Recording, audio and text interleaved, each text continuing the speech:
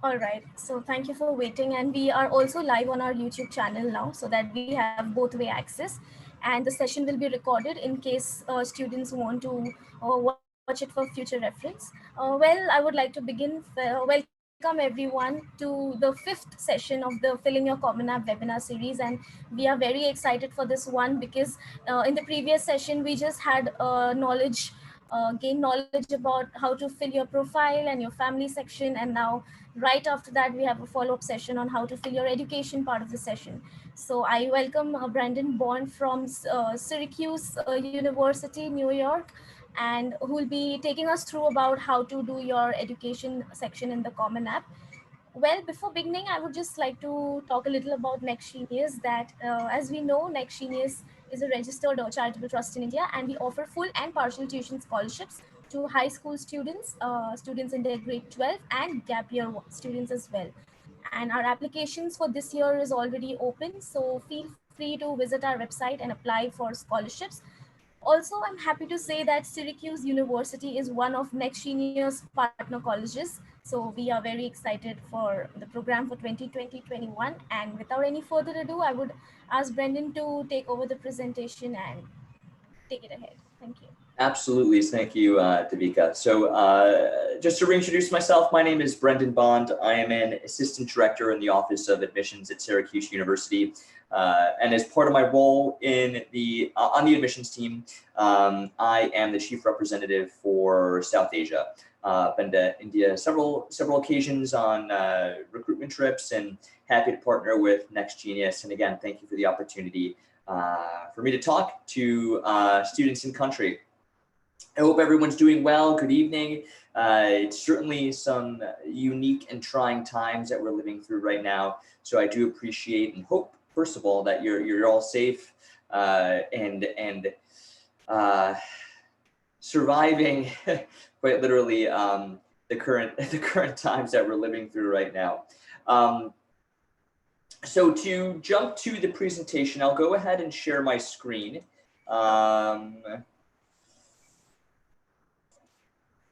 Hopefully that's coming in clearly. So we'll be discussing the education section of the Common App. So this is really when you start to get into the nitty-gritty, so to speak, of your academic life as a prospective student and a candidate to your particular university. So there are, there are 9 sections or pieces of the education section on the Common App. And I'll be going through each of these one by one and detailing all of the selections that you can make and how they may affect the Common App as a whole. You know, I should say here at Syracuse University, and like many universities in the United States, we review our applications in a holistic manner, meaning that we are going to review everything that you submit, from your transcripts, your letters of recommendation, obviously your essays. And a key part of this is the Common App itself, because this is going to give us the most clear picture of who you are as an individual. And we want to make sure we're accounting for all aspects of your life, inside and outside of the classroom, as they may affect your academic performance, but even more so how they are affecting just your life in general, because obviously that's going to have a huge effect in how you pursue your education, you know, it would make up different factors in terms of you wanting to apply to certain universities. So each one of these sections is going to have different options that you'll be able to complete, just like and different pull down menus, etc., just like the previous sections of the Common App that you've had an opportunity to go through. So you will have your current high school, counselor information, other schools you may have attended, colleges and universities. So if you've taken credit at a university as part of a dual enrollment program, etc., your grades, current or most recent courses, honors or achievements, any involvement in community-based organizations, CBOs that you volunteer with, and of course, finishing up with future plans. And like I said, I'll go through each of these different sections one by one and describing the different options that you have, and again, how they will affect the overall presentation of the application, and more importantly, the presentation of you as an applicant. So firstly, looking at the current or most recent secondary school section. So most recent secondary school just refers to students who may have graduated previously and haven't gotten around to applying to university. Perhaps you took a gap year, and of course your current school is if you are going into your senior year, you're applying, as we speak. That's the school you are currently attending, but will be graduating at the end of the year, finishing and completing your high school experience. So there's going to be a couple of different options here to fill out this particular box inside of the education section. So firstly, it's going to be asking you, like I said, current or most recent secondary school. And this is going to allow you to look up the school that you are currently attending. You'll be using the Find School link and enter the name of your high school, and the school list will begin to populate. Many schools in India are found within the CommonApp. If your school doesn't appear, don't worry. There is a help box that will enable you to still complete the CommonApp without having your school be officially listed within the CommonApp itself. You can click on the help section for that piece there. So the next section would be the date of entry. And obviously, for most students, this is when they will have started their high school experience, or if you're in an upper secondary school and you're just pursuing your grade 12 boards or just the IB diploma portion of your secondary school experience, you want to enter the date of which you entered your current school experience. So I hope that's clear. Graduation date, obviously, if you're still in high school, this is going to be a future date of when you will be graduation. You can obviously get this information from your counselor and your high school staff if you're unsure. And obviously, if you have graduated, pretty straightforward in terms of listing the date in that regard. Then you'll have an option to look at a box that's titled, please indicate if any of these options will have affected your progression throughout or since high school. So it's going to give you options that are events in one's life that may have affected your progression in high school. So basically, if you've had to take a gap year in your high school career for any type of reason, or if you had to take some time off for any type of reason, this is really just an option for you as an applicant to shed light on different breaks inside of your high school career. Now, you will have, if you do select this option, because there has been a life event that has precipitated you having to take a break from your high school experience, you select that option as yes, you will be presented with a text box that will enable you with up to 250 words to explain that situation. Now, you shouldn't be fearful of this or wanting to hide for any particular reason why you had to take a step back from high school. In many instances, this is going to help us get a more complete picture of you as an applicant. So the bottom line is be honest in all of your interaction with the Common App and in completion of the sections. And again, it's about controlling your story and shedding as much light as possible on your experience so far. So next, we're going to be moving to counselor information. So after you provide your high school information, you'll be asked to give your counselor's name, title, phone number, and email. And it's very important that you take the time to get this information right.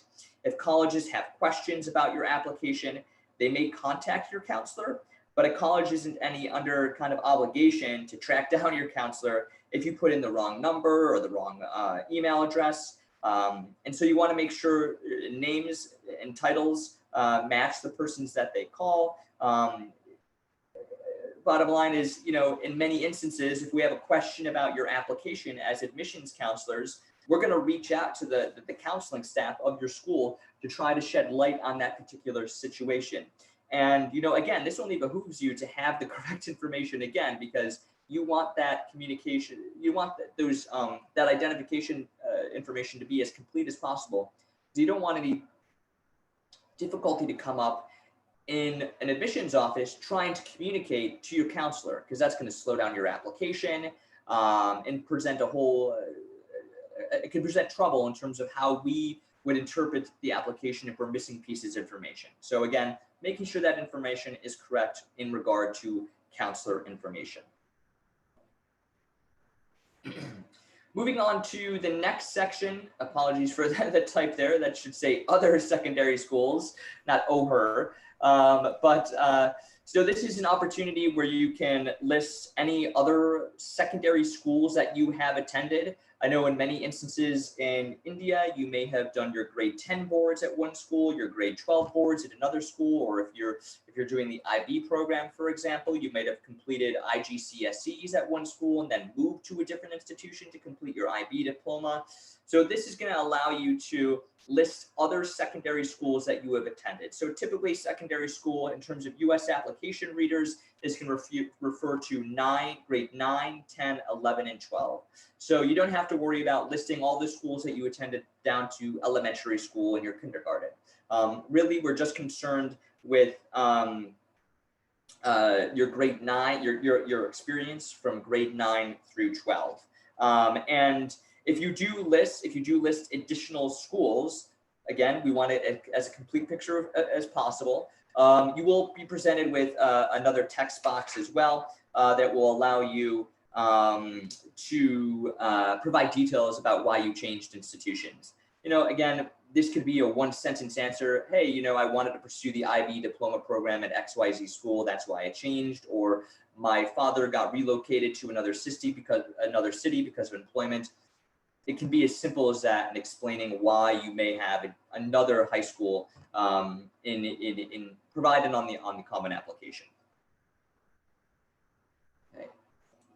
Moving along the next box that's going to appear is having to do with colleges and universities. So you're going to be presented with the question, if you have ever taken coursework at a college or a university, please indicate the number of colleges. So for example, this could refer to dual enrollment. Perhaps in your last year of high school or secondary school, you had the opportunity to take courses at a local university, or perhaps you graduated early and you were able to take a semester to pursue university level coursework again at a local institution. You want to make sure that the admissions committee is aware of this, not only because it may affect your standing as a transfer student or as a first-year student, but also it's going to show that you appreciate challenges, you're willing to take on a rigorous course load.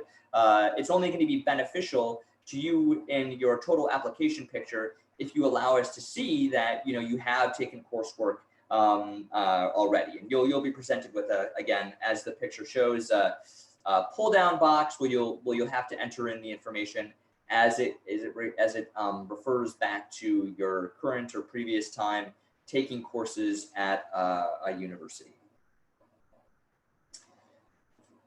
So now we're going to get into talking about the section, the part of the education section where you can start to list your grades and your current or most recent year courses. Now, I should say that in reality, this section is more or less optional. There's not too many asterisks that are found here. And whenever a question has an asterisk, it's going to refer to something that is actually required before you can submit the Common App. Because after all, everything that you self-report in this section of the education part of the Common App is going to be verified by required transcripts that your university will require from your current high school. And so, first of all, if you are going to complete this section, you want to make sure that there's no discrepancies between what you self-report here and what actually appears on your transcript, for obvious reasons. Again, you want to be as honest as possible in completion of the Common App. We're going to find out what marks you have anyway, so through your official transcript. So make sure that you have an actual copy of your transcript next to you if you're going to be completing this section there, and you can get into real great detail in completing this section. It's really up to you about how much detail you do want to provide. Again, We're going to have all that information readily available to us in just receiving your official transcripts from your high school, your board results, predicted grades, etc. So you have opportunities to, list courses you're taking, scheduling, titles, how many hours a week you're pursuing this, and of course, graduating class size, which is a required question, class rank, which is many high schools don't have class rank. That's totally fine. And cumulative GPA, again, don't guess in terms of putting marks down on the Common App. We're going to be able to verify it in looking at your transcript, and it's not good to have discrepancies in that regard. Obviously, mistakes happen, but you don't want to come off as being dishonest in the Common application. In terms of current and most recent year courses, again, reporting how many courses you'd like to take. As I mentioned, scheduling system, course title, etc. And you can also let us know if you're receiving future grades for any of the current courses you'll be taking through the Common App. There's obviously a lot of options to provide more detail in filling out this section. And again, it's really up to you, making sure, of course, you are completing the asterisk required portions of this section of the education part of the Common App. Okay, so then you're going to be moving on to a section that deals with honors or achievements you've received, involvement with community-based organizations, and your potential future plans. So the first question you'll be you'll be asked is if you have received any honors related to your academic achievements, beginning with the 9th grade, again, grade 9 or whatever that equivalent, in your current school. Please indicate those honors. You can only list 5, and I would if you have more than 5 achievements or honors, I would obviously list the 5 that are most important to you. And obviously, this is an optional section. Don't feel bad if you don't have awards to list here. Plenty of qualified students that are admitted to Syracuse University don't have anything listed here because maybe they didn't go to high schools where this was emphasized. So if that applies to you, there's going to be many different areas of the application where you're going to be able to highlight your strengths. Another important thing as it relates to honors and achievements, you have to put yourselves in the shoes of an admissions committee. And many honors, achievements that students are awarded, especially because you're an international student, as a US-based admissions counselor on a US-based admissions committee, we're just not going to have the cultural context to understand, how prestigious that award actually is. So, you want to provide, if you are going to list awards, as much detail as possible to give us the context that we need to truly understand how, again, prestigious that award that you received is. Obviously, even some national awards that are given out in India may be completely foreign that are obviously incredibly prestigious, may be completely foreign to us as a US-based admissions office. And so you want to be able to provide the context that's needed to let us know, hey, this actually is a big deal. I'm not just listing this here to fill up space. So that's important to consider. Next, you're going to be moving over to discuss any community-based organizations you're involved with. These are all volunteer opportunities. So this is not anything that you've paid to be a part of. That's a really key thing to keep in mind. Any organizations that you are volunteering to be a part of, again, it's optional. If you haven't had the opportunity in your high school career to pursue many extracurricular activities, don't worry. It's not going to preclude you from your admissions to many universities around the globe. And then you're going to be asked in terms of career interests and highest degree you intend to earn. And again, it's completely natural as a rising senior in high school to not know what you're going to be doing for the rest of your life. So if you are undecided about your career interests, it's fine to keep this section blank. And the same thing can be said with highest degree you intend to earn. In many instances, the answers here in the application will not, in most instances, it's not going to make or break the admissions possibilities of your application to many universities. Now, if you're applying to the Wharton School and the University of Pennsylvania, obviously they are a prestigious management institution. And so maybe it might be beneficial in that case, in terms of career interest, to list something that's along the lines of management and discuss maybe pursuing a master's of business administration. But I would say 9 times out of 10, what you list here is not going to be an incredibly valuable part of building your overall context as an applicant. It's going to shed a little light, which is important, but I wouldn't get hung up about really having to put down, wow, I'm freaking out about what I don't know what I want to do for the rest of my life. So that is the education section. Move through it pretty quick. There may be questions. I'm happy to take questions if people have questions as it applies to the education section. You can see that's my